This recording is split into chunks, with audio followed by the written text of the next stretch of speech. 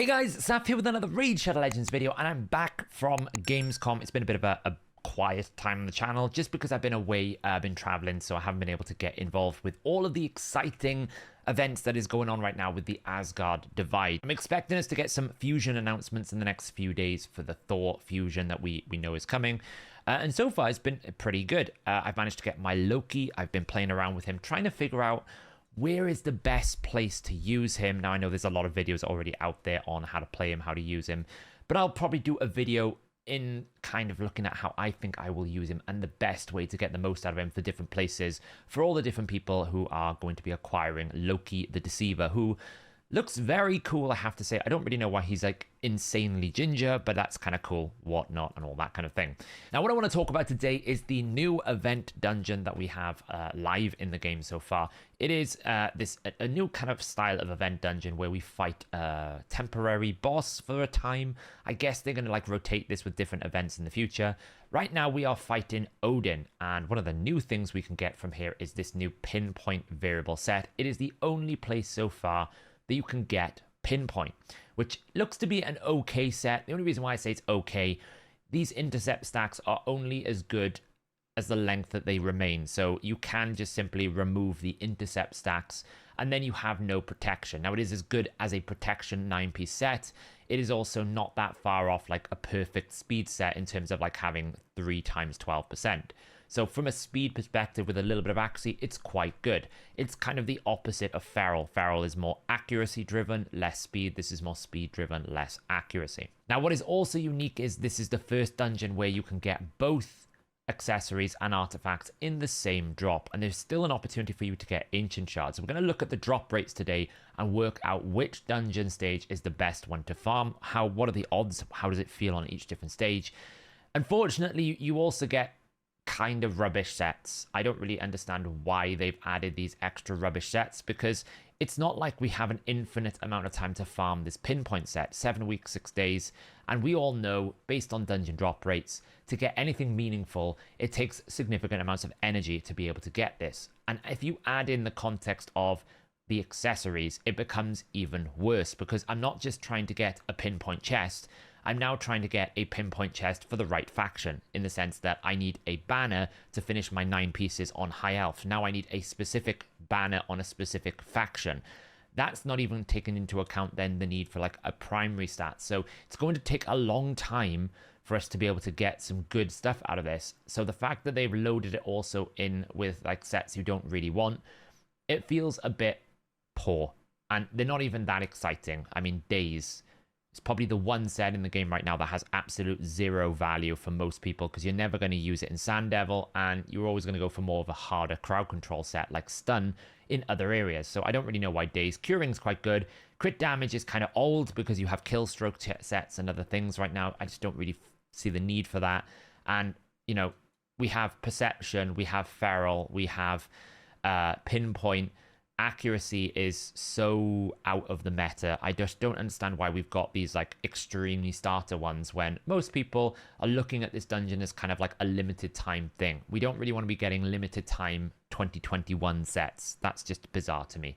This probably should have been something like Savage if you're going to do it, or something like Perception Gear, or something like other variable sets. Maybe you throw in some Supersonic for this limited time special event. I don't really understand these. But putting that aside, I've kind of got like a semi-regular farm team. I've been trying to get the 6 settings. I have managed to do it once using the Trunder abuse. You can also use Sun Wukong abuse. I might do a full video on all the different teams that I can come up with, but I know there's been a lot of teams out there. The team suggestions is already live, so we'll see how it kind of goes. But I'm actually probably not going to farm stage 30 for this dungeon event. I'll be honest, I don't think Pinpoint is valuable enough.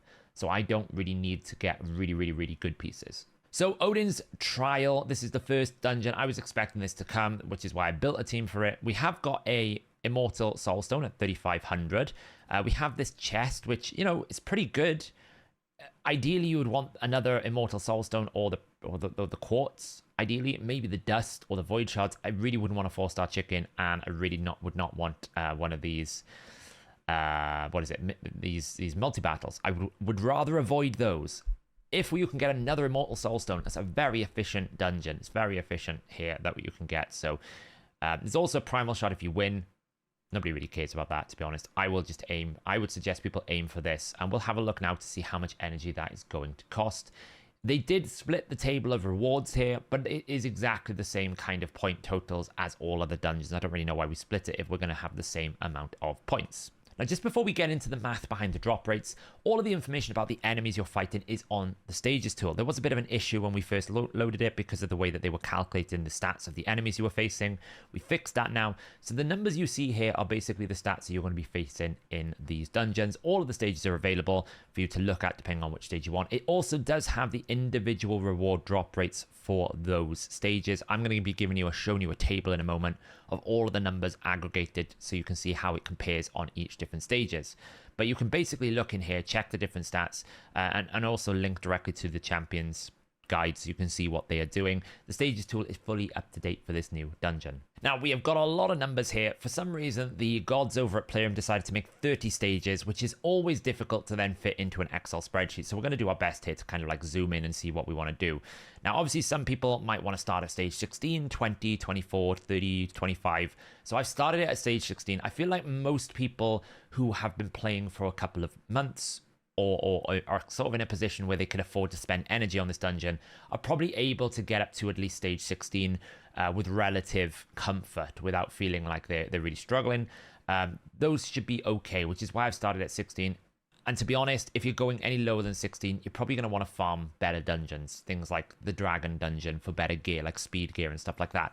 I don't think you'd want to be spending your energy here beyond maybe doing the event dungeon if it's easy for you to do. So we're going to start at stage 16 here. Normally, typically with hard mode dungeons and the way that it works, we always know that if you're going to go into hard mode, then you should do 10 hard. But otherwise, stage 20 tends to be the best dungeon diver and event points. But 16 is sometimes quite close. Now, differently here, 16 is actually quite bad. I would not run stage 16 at all. And I would also not run any of the stage 17 to 19s if you can get away with it, because the drop rates are just not that great. Now, the interesting thing we need to note here straight away is the artifact and accessory drop rate options. So when we roll into the dungeon, we can get one of 3 rewards. We either get an ancient shard, we get an accessory, or we get an artifact. And each one of them has a odds probability. Now, once you start climbing difficulties up until about stage 25, you will get more chances of getting accessories than less. But that doesn't necessarily mean that stage 25 is the best stage to farm accessories. You'll see when we look at the numbers, actually, it is not the best stage to farm. Every single stage has a 0.5% chance to get an ancient shard, just like normal dungeons. So for stage 16 here, 72%, 27.5% for the accessory, and then 0.5%. So we can take these odds and we can apply them to the quality of items. Now, there is no difference in the quality rolling of the tables. So whether you're rolling an accessory or an artifact, you will get the same probabilities for the quality of those items. So if I roll an accessory, the chance of me getting a 4-star rate is going to be the same whether it's an artifact or an accessory. There is no difference. So you can see up until stage 20, we're still getting 4-star gear, which is why 20 is kind of like the old 16, for a better word. It really doesn't pay you to do these lower stages because you will end up getting a lot of 4-star gear, and it's not that efficient to be getting that from a dungeon divers, from a tournament points perspective. So you can do it if you want, but you can see what we're going to have is a translation of numbers down here. So at stage 16, per refill, per 130 energy, obviously you can only run certain amounts of runs, but we're working out on a refill basis. You're going to get about 0.23 6-star epic and legendaries, which means you're going to need to use about 4 refills to get 1 6-star epic and legendary at the stage 16 level. And this is going to translate to around about 2.55 accessories per run. So at this stage, you actually get a pretty good accessory rate. Every refill, you're going to get about 2 to 2.5. It's basically 2 to 3, depending on the way it rolls, accessories per run. That doesn't necessarily mean it's an accessory in a specific faction or a specific type of accessory. That is simply getting an accessory. You'll need to then roll the additional odds when you do this. For example, you'll need to then roll 1 divided by 15. That's going to give you the odds of getting one specific faction. And then if you want the primary stats, the slots, you start rolling down the odds. You will find that the actual volume of energy required to get something like a 6-star legendary high elf accuracy banner with speed is something in the region of about 100,000 plus energy. It is crazy amounts of energy because of the difficulty that the way that you've got rolling. You've got too many possible outcomes. which means that it just requires a lot of rolling of the dice. Tournament points is about 105 to 99 for event points here. So you can see it's better than stage 17, but it is not great compared to the other stages we're going to look at. So what I would say for most people, if you're not pushing Kraken teams or you can't really push to the high stages, stage 20 is quite a desirable stage for you to consider. Now, the reason why I say this is it gives you, across the entire stages, the best accessory drop rate per refill. We're at 2.56 here. Even if we go all the way over to 30, the highest stage, it's still 2.21. And this is just because the way the system rolls with energy. You get less runs, so therefore you get less opportunities. So if you want to be able to maximize your accessory yield rather than your artifact yield, I would suggest you look at stage 20 because it is the best opportunity. Failing that, stage 24. That is the next best option for accessories here, taking into account the sort of legendary increases of drop rates. You won't get any mythical artifacts until stage 26. That is when you start getting mythical artifacts. Until that point, you will only get legendary, epic, or rares. And like I said, at stage 20 plus, you no longer get 4-star. So at stage 20 here, you can see we've got a 31.5% chance to get an accessory. As I said, every single stage you get more. So between 16, 17, 18, 19, 20, you're getting a percent. After 20, you get 0.5% increase. So it gets less of an increase. The ancient shard is the same. It takes it out of the artifact odds. We've got about a 49.3%, so 50% chance that it's going to be a 5-star rare. That's just the outcome here. When we actually translate this into kind of points averages, you're going to get about 0.71 6-star epic and legendaries per refill here, and around about 0.16 6-star legendary. Now, this is obviously quite low. This is what you typically get with a stage 20 run in a normal dungeon. But this is going to give you the absolute best tournament points of any stage. And it is quite a big difference. We're talking between 30 and 20. It's almost 21 points, give or take, points difference. That is quite a lot of difference. So if you want to be just efficient on the tournament, 20 is the way to go, which is why I kind of suggested that I might just do 20 because it's easier to build a team and it will just be a little bit more efficient. If you're not that invested in pinpoint, it's probably the best way to go. Event points, very much the same as well, but the difference is far less. It's about 10 points, which does reflect about a 12 to 13% difference. So it is significant. Now, if we go ahead to 24, you can see that we're increasing basically the quality. That is the big difference here. We've added more energy, but we're still getting more, we're still getting better quality. So we won't get as many accessories because we won't get as many results, but we will get better quality gear at 0.95 to 0.2. And again, you can see it's quite a big difference in tournament points and event points. We're talking, 10 points difference. That is quite a lot. That's going to add a lot more energy. We'll have a look at the comparison of energy that you'll need for the points that we've got in the dungeon today. 25 to 29 is kind of a little bit like 10 hard to 5 hard kind of concept, where every time you go, it's always better to go to the high stage, but the actual differences are not significantly huge. You can see here that, after 24, we're not really dramatically increasing. It is significant enough to be warranted because of the mythicals you might get, but it's not huge. And it's not like we're going to be swimming in mythical odds here. The chances of me getting a mythical artifact is about the same chance of me getting a 6-star legendary. And if I want a 6-star mythical, it's 0.1 per run. So you're going to need to do like 10 runs, 10 refills before you get a 6-star mythical. So it's not great. It's not crazy. Tournament points were at 123.88. But it is the best opportunity for you to get the best gear, right? So if you care about the gear, you care about the quality of gear, you will run stage 30 as much as you can because it is going to give you the best rewards. If you were doing this in CVC as well, CVC is a consideration. It gives you the best CVC points. So doing this dungeon on CVC would be better at the highest stage. So how does this translate in tournament points? Well, we've got 3,500 points required. It's very simple math.